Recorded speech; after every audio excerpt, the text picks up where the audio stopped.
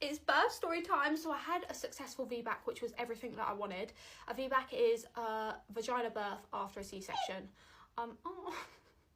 So I'm going to start from the beginning. I went into early labour on the Tuesday and I gave birth on the Sunday morning. So it's quite a long period of time of being in labour. Early labour is obviously you have contractions, you have pain. It can stop and start, but for me it just got progressively worse each day that went by. It got to the Saturday and I kind of knew in my gut that things were like, it was close, do you know what I mean? Active labour was close. Went in, they said I was 2 centimetres dilated. They said, can we keep you in because you've had a C-section before? 4 centimetres is active labour, so that could be at any point. It could be days away, it could be hours away. And I was like, no, I just want to go home, spend the day with my baby boys.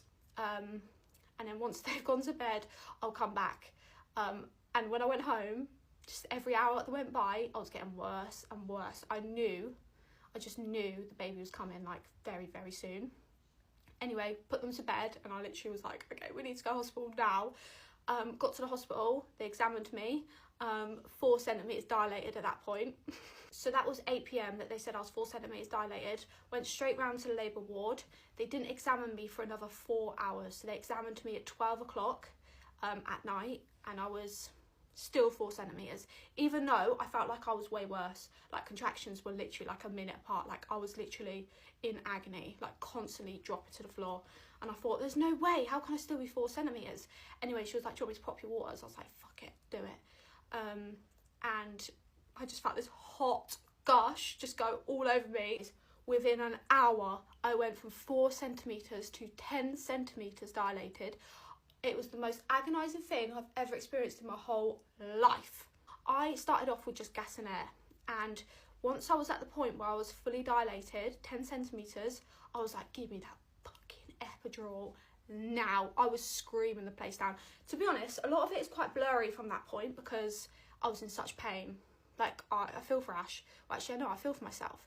We waited ages for the epidural because there was something going on. They couldn't get the staff they needed.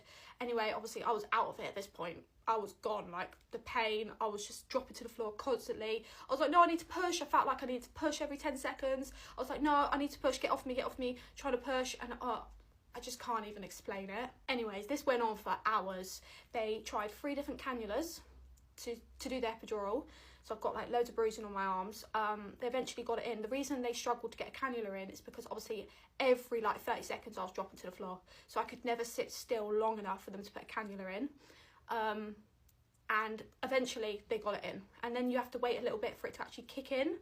And then suddenly it's 7 a.m. at this point. Like, I don't know where the hell the time went, but 7 a.m. on the